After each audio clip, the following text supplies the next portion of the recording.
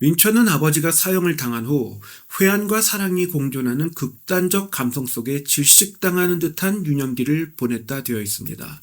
그러니까 회한은 당연히 있었겠고 기독교 신앙으로 또 길러졌기 때문에 기독교인들에게 길러졌기 때문에 그것을 또 사랑으로 품어야 하고 이 상반되는 감정들이 공존해서 민초를 잡아먹을 것 같은 그러한 환경에서 유년기를 보냈다는 거죠. 그리고 그 결과로 쓰디쓴 신앙의 소유자가 되었습니다. 해방신학의 추종자들은 부유층이 경제를 좌우하는 상황을 뒤집기 위해 농민군이 그러니까 militant peasant masses 군사적인 농민들의 군중들이 일어서지 않는 것을 탓합니다. 이것과 마찬가지로 민초 또한 교리와 성경적 원칙, 성경적 진리보다 개인의 사회적 경험을 우선했고 사회 경제적 불평등에 대한 분노에 이끌렸으며 당시의 사회 구조를 저주했습니다. 그러니까 오늘날 해방신학을 추종하는 자들처럼 신학에 들어서기 이전부터 이미 사회주의에 경도된 시선을 가지고 있었고 그 시선을 쭉 고집했던 것입니다. 다시 말해 성경을 있는 그대로 읽고 성경이 가르치는 대로 교훈을 받아들였던 것이 아니라 자신의 또는 하나님보다 다른 인간들에 집중하게 하는 선동가들의 시선을 성경에 강제해서 그 인간 중심적인 시선이 정당화되도록 신학을 끼워 맞췄던 것입니다. 성경으로부터 배우는 게 아니라 성경을 여기저기 뜯어서 자기 마음대로 끼워 맞춰가지고 자신의 사상을 정당화시킨 겁니다.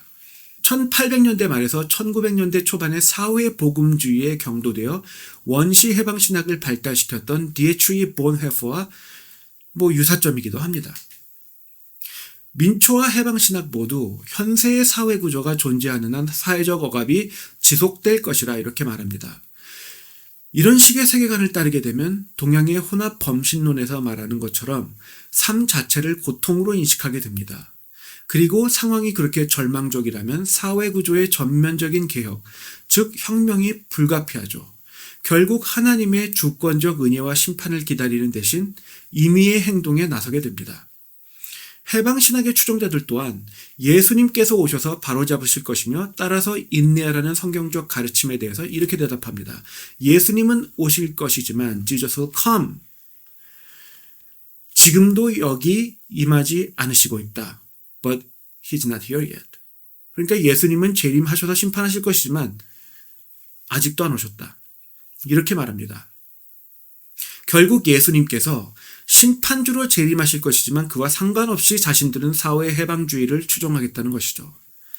하나님의 주권과 은혜보다 인간의 경험에 집중하는 것은 민초의 원시 해방신학과 또 1차 대전 이후에 참혹한 세상을 바라보던 본헤퍼의 시선과 또 오늘날의 해방신학과 유사합니다.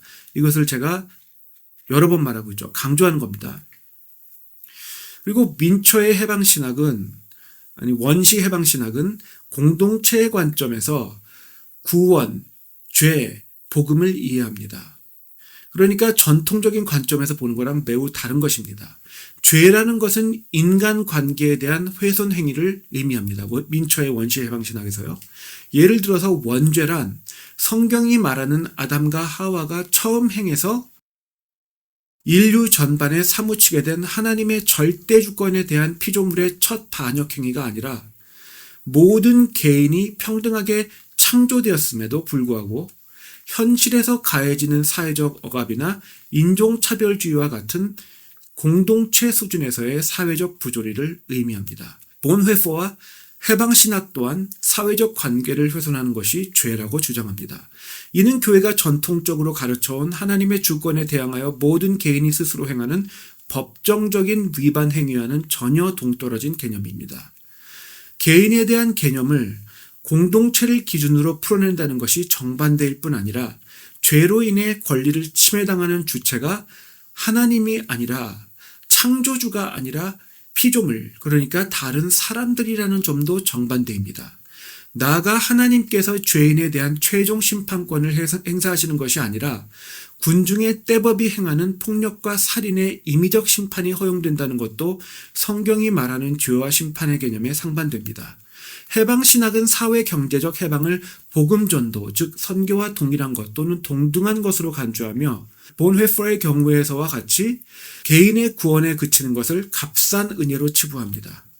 마찬가지로 민처의 원시해방신학 또한 자신의 원시해방신학이 복음 그 자체인 것으로 주장했습니다. 죄의 경우와 같이 복음과 구원 또한 사회적 공동체의 관점에서 해석하는 거죠.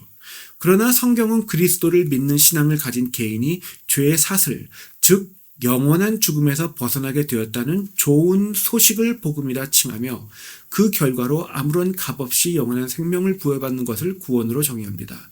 하나님의 무조건적 주권과 은혜, 하나님의 주권적 은혜로 선택받은 개인이 개인의 신앙으로 개인적으로 받는 것이 성경적인 은혜, 복음 또 구원이며 따라서 공동체와 아무런 상관없이 선택받은 개인이 각자 뿌린 대로 거두는 것이 성경적 심판과 구원의 원리입니다. 그런데 기독교 해방주의자들은 스스로 자신들을 하나님의 모든 부여에 대한 새로운 세계관 내지는 깨달음을 얻어 이거를 범신론적 용어에서는 그리고 해방신학에서는 enlightenment라고 하고 윈처의 원시 해방신학에서는 메타노이아 이렇게 표현합니다. 그래서 이 깨달음에 의해 변화된 자들 또는 신학적 전통을 초월해서 진화된 신인류 이렇게 자칭합니다. 범신론 세계관에서 중생들의 깨달음을 돕는 부처와 같은 초월적인 존재라는 거죠. 인간 우상합니다. 본회퍼 또한 깨달음을 얻은 이들이 공동체적 인격체를 collective person을 이루어서 극단적 제자도를 수행하는 것을 통해 전체주의적 요소가 다분한 사회적 보안관을 social deputyship을 자처해야 한다 주장했습니다. 마찬가지로 민처는 사회혁명을 통해 성경의 우화들을 마치 자신이 현세에 재현하는 그러한 존재로 자신을 인식했습니다. 그러니까 자신을 반대하는 일체 의견은 영적 반역행위라는 논리를 내세우게 된 거죠. 나아가서 자신의 추종자들 또한 하나님의 종말론적 계획을 현실화할 특별한 무리라 여겼습니다.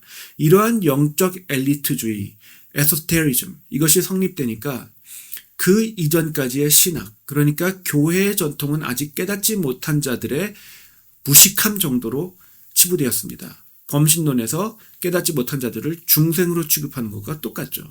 그리고 이 에소테리즘, 영적 엘리트주의는 사실 거의 대부분의 이단들의 공통점입니다.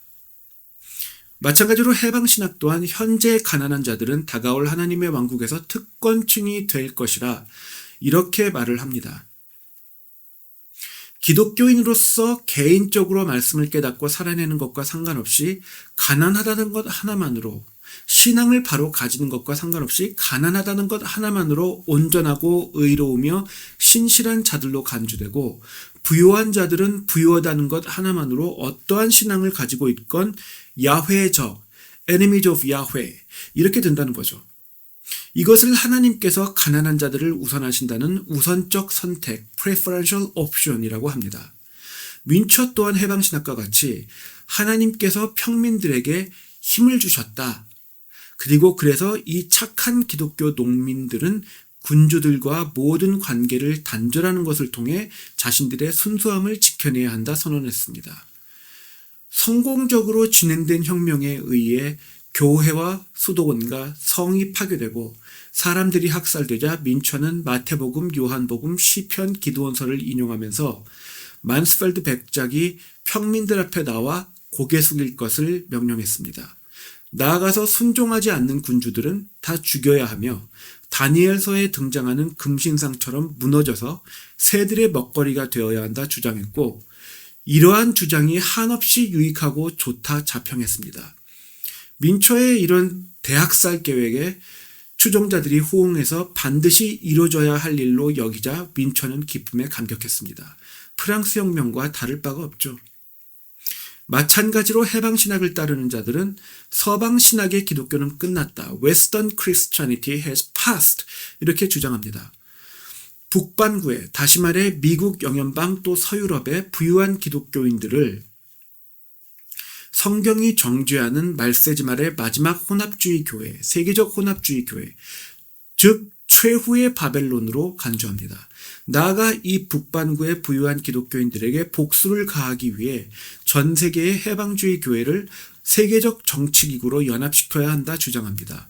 심지어 가난한 남반구의 기독교인들이 북반구의 기독교인들을 자신들의 발 아래 두고 천년간 짓밟을 수 있도록 현재 북반구 기독교인들이 천년왕국이 도래할 때까지 살아남기를 바란다는 해방신학자들도 존재합니다. 마찬가지로 민처는 기독교 제국, 즉 서유럽 전반을 정치 경제적으로 해방시킨 후 유대인들과 이방인들, 터키인들을 규합해 전 세계를 혁명에 참여시켜야 한다 생각했습니다. 마르크스주의가 전 세계의 정치 경제적 해방을 목적하고 있는 것과 유사합니다. 민초의 원시해방신학은 세계 전역의 농민 폭동을 통해 살아있는 말씀이 통치하는 하나님의 왕국이 도래하리라 주장했습니다. 마르크스주의에서 궁극적인 목적이 전 세계의 사회주의적 해방을 목적하는 것과 똑같죠. 북한도 남한 지역의 해방을 목적하고 있죠. 실제로는 그런데 프랑스 혁명이나 킬링필드와 같은 사회혁명주의의 인민재판과 대학사격만 벌어졌을 것입니다. 마찬가지로 오늘날의 해방신학자들 또한 평등주의 지상낙원이 전 세계에 도래하면 그 위에 예수님께서 재림하신다 주장하는 것을 통해 자신들의 복수심을 채우기 위한 세계적 교회의 연합과 혁명을 정당화하고 미화합니다. 결과적으로 복수심을 숨기지 않는 동시에 인류 전반이 one family, 그러니까 한 가족화되어 연합하는 것을 말하며 이를 위해 세계 교회 일치운동에 참여하고 다양성의 축복을, 다시 말해 종교다원주의를 누려야 한다 이렇게 주장합니다. 본 회퍼 또한 평등주의 지상낙원을 목적했지만 독일 국가사회주의, 그러니까 나치와는 달리 복수심에 사로잡혀서 폭력으로 강제하는 정권에 반대했습니다. 그러나 그와 동시에 전체주의적 요소가 다분했던 사회적 보안관의 직을 교회에 요구하기도 했으니까 이것도 또 모순된 거죠. 전에 말씀드린 것처럼. 해방신학의 무엇보다도 심각한 교리적 이단성은 삼위 하나님의 정체성을 임의로 변개하는 신성모독입니다. 민초의 원시 해방신학 또한 해방신학의 심각한 오류를 범했습니다. 우선 민초는 세계적인 평등주의 지상낙원이 세워질 것을 하나님께서 요구하신다 믿었습니다. 삼위 하나님 중에 하나님의 의지와 계획을 확정하시는 위격은 성부 하나님 아버지이십니다. 그러니까 민초의 해방신학에서 성부 하나님은 세계적 사회혁명을 명령하시는 분이 됩니다. 또한 민초는 복음서를 인용할 경우에 세례, 십자가, 진리, 생명, 말씀을 따라 사는 것, 그리고 심지어 그리스도 본인을 혁명정신, the spirit of revolution, 이렇게 칭하면서 설교했습니다. 예수님은 자신의 기준으로 인간의 사상을 검열하시고 심판하시는 절대적인 주권자가 아니라 인간의 사회혁명에 종속된 사상을 가질 수밖에 없는 인간의 이상에 종속된 일개 사회혁명가 내지는 주동자라는 것입니다. 마찬가지로 해방신학 또한 사회경제적 해방을 성육신을 통한 예수님의 임재하심에 비유하면서 사회혁명을 주도하는 혁명가로 예수님을 주장합니다. 민초는 또한 사회혁명주의를 선동하는 혁명정신으로 성령 하나님을 내세웠고 해방신학 또한 마찬가지로 사회혁명주의를 선동하는 혁명정신으로 성령 하나님을 재정의하며 기독교의 영성은 초월적 존재와의 영적 연합이 아니다. 그러니까 전통적으로 말하는 성령 하나님의 성경적 의미는 틀렸다. 이렇게 주장합니다. 결국 민초의 원시해방신학, 본회퍼의 원시해방신학, 그리고 오늘날의 해방신학 모두 성경적 교리보다 개인의 사회적 경험을 중시하는 신학적 관점을 가지고 있으며 성경적 교훈과 교회의 전통을 적대하고 멸시하는 이단성을 벗어나지 못하고 현실을 하나님의 은혜와 주권으로 해석하는 것이 아니라 오로지 고통만으로 인식하는 역사관을 가지고 있습니다.